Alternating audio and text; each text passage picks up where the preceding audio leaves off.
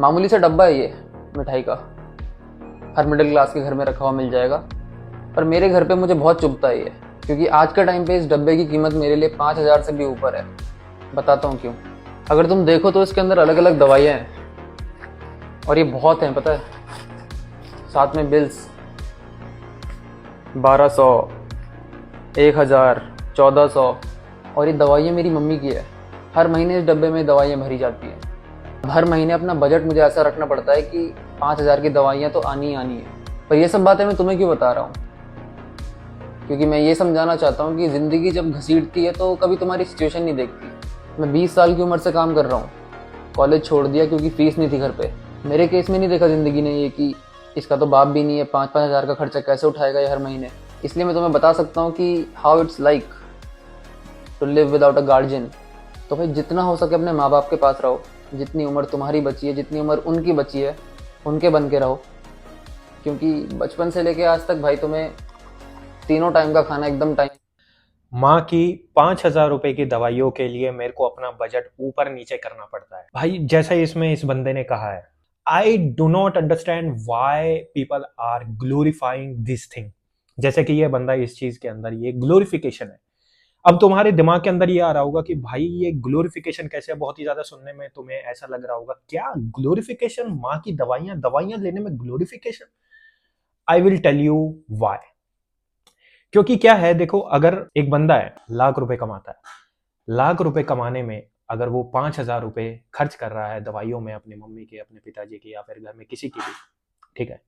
और वहीं एक दूसरा बंदा है जो सिर्फ 5,000 रुपए कमाता है, 5,000 रुपए में से वो अपनी माँ के लिए या फिर घर में जिस किसी को भी जरूरत है उसके लिए वो दवाइयों में अपना 80%, 4,000 या 4,500 रुपए खर्च करता है।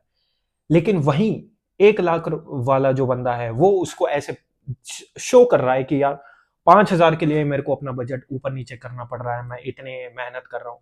तुम्हें क्या लगता है वो जो दूसरा बंदा होगा जो सिर्फ 5,000 रुपए कमाता है या 10,000 रुपए कमाता है, जो अपना 80% या फिर 85% सिर्फ इस चीज में दे रहा है, क्या वो कभी ये बताएगा?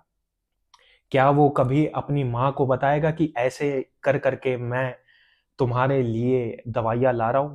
क्या वो ये चीज करेगा? एंड बीइंग अ मैन, जैसे कि अगर तुम, जैसे कि नहीं, तुम लड़के हो, ठीक है, तुम्हें बचपन से यही चीज बताई गई है कि भाई तुम्हें बड़ा होना है, बड़ा होके तुम्हें पैसा कमाना है, बड़ा आदमी बनना है। और पैसा क्यों कमाना है? ताकि तुम अच्छा जीवन जी सको और अच्छा जीवन दे सको अपनी फैमिली को, अपने माँ बाप को, अपने लव्ड वंस को, वाइफ हो, बच्चे हो, या फिर जो भी तुम्हारी फैमिली के अंदर आता है। अब तुम बड़े हो गए हो, 22 साल के हो गए, 23 साल के हो गए, तुम कमाने लगे, अगर तुम अपनी मम्मी के लिए 5,000 रुपए भी खर्च नहीं कर सकते भाई।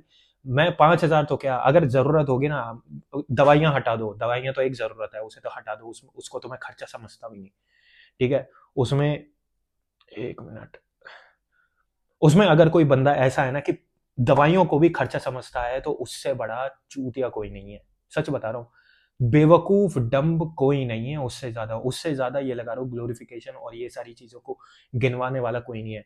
दवाइयां कभी भी खर्चा नहीं है, डजेंट मैटर। अगर तुम्हारे कुछ हो गया, क्योंकि ऐसे भी इंसिडेंट्स मैंने देखे हैं, जिम के ट्रेनर्स, भाई मेरे तो होश उड़ गए थे, जिम के ट्रेनर, ये फोन फोन से तो मैं वीडियो रिकॉर्ड कर रहा हूँ, लोगों को आईफोन चाहिए 1.5 लाख रुपए के, ठीक है। एक ट्रेनर था, उसकी मम्मी, ये लगा लो, उसकी मम्मी बाथरूम में जैसे नहा के निकल रही थी या कुछ भी था, पानी वगैरह, वो फिसल गई। फिसलने से ये हुआ कि उस उनकी जो प्यूबिक बोन थी, जो साइड में होती है, जैसे इलियाकस बोलते हैं या इलियस कहते हैं, सर्च कर लेना थोड़ा, यहाँ पे मैं मिस आउट कराऊंगा, तो उसमें वो फ्रैक्चर हो गई। फ्रैक्चर होने के बाद भाई डॉक्टर के पास लेकर गए, तो डॉक्टर ने बोला कि इसमें आंटी बच जाएंगी, बस थोड़ा सा उनका फ्रैक्चर वगैरह का वो बेल्ट वगैरह लगेगी, तो उसमें 80 से 90 हज़ार रुपए का खर्चा आएगा। 80 से 90 हज़ार रुपए के खर्चे के लिए उस बंदे ने हेल्थ इंश्योरेंस नहीं ले रखा, आज के टाइम में जिसकी सबसे ज्यादा इंपॉर्टेंस है। और ये लगा लो, एक हफ्ते पहले ही उसने 15 प्रो लिया है, 72 हज़ार रुपए का, वो भी सेकेंड हैंड, कहीं से मार मोर के, और वो भी उसकी जरूरत थी नहीं, जस्ट बिकॉज कि जिम में जो दिखता है वो बिकता है, दिस इज अ स्लोगन, जो दिखेगा वही बिकेगा, मेरे पास अगर जितना महंगा फोन होगा, जितनी महंगी गाड़ी होगी, उतने ही महंगे लोगों को मैं अट्रैक्ट कर पाऊंगा। This this is the mentality in trainers across gym. ठीक है, वो बंदों के पीछे भाग रहा है कि मेरी मम्मी को ये है वो, और 4 दिन के बाद उसकी वर्डिंग्स पता है क्या थी? मम्मी को तो जाना ही था भैया, क्या ही कर लेते। मतलब लोगों की मेंटालिटी ऐसे है, लोगों ने इन सब चीज़ों को, मटेरियलिस्टिक थिंग्स को किसी अपनी मम्मी के ही जान के ऊपर रख रखा है।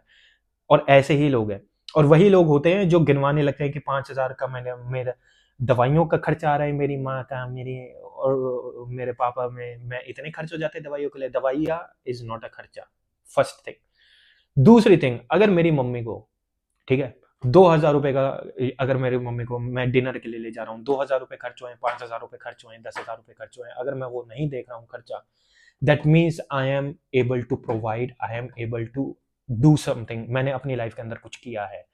मैं मतलब ऐसा नहीं है कि मैं कोई वो होता है ना कि मैं अपनी लाइफ के अंदर फेलियर हूँ। मैं कुछ तो हूँ कि मैं अपनी मम्मी को जो वो चाहती थी, उस जो डिनर वगैरह है, अगर वो कर पा रही है, that means I have done something.